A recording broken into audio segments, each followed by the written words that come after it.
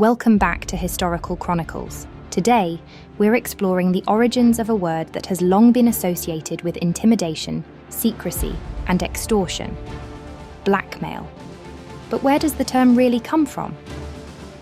Join me as we explore the surprising origins of blackmail, deeply rooted in the turbulent borderlands of Scotland and England.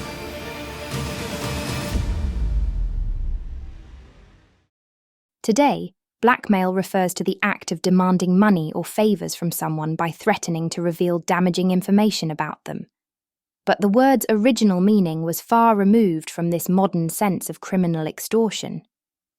To understand blackmail, we need to journey back to the lawless borderlands between England and Scotland, a region that was once plagued by violence, raiding and feuding clans. Between the late 13th and early 17th centuries, the Anglo-Scottish border was home to the Border Reivers, who were notorious raiders from both sides of the border. These families, or clans, lived in a constant state of conflict, often beyond the reach of the English or Scottish crowns. The Reivers not only ignored the monarchies of the time, but they also ignored the church. They made a living by stealing livestock, burning crops, and extorting local farmers. For many, paying the Reivers for protection became the only way to survive.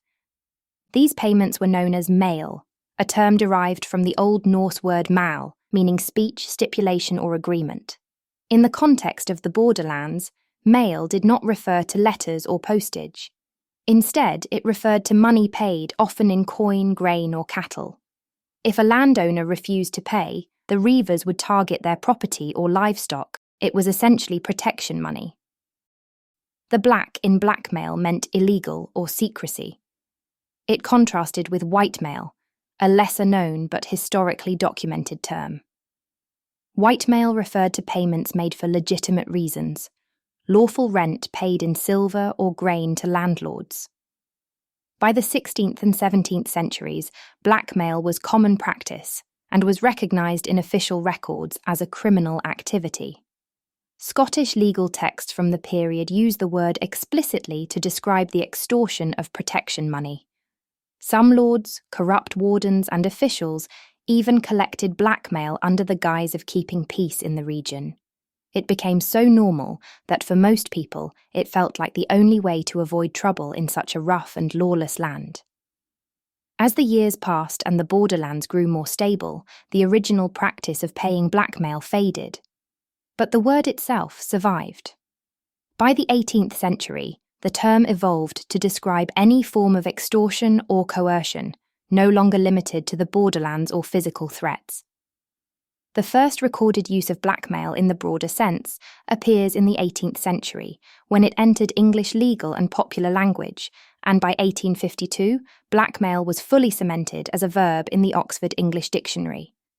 Today, we use it almost exclusively to describe threats of exposing secrets or embarrassing information, unless demands are met. But behind this modern meaning lies a brutal history of feuding families, protection money, and the lawless days of the Anglo-Scottish border. It's a fascinating example of how words evolve.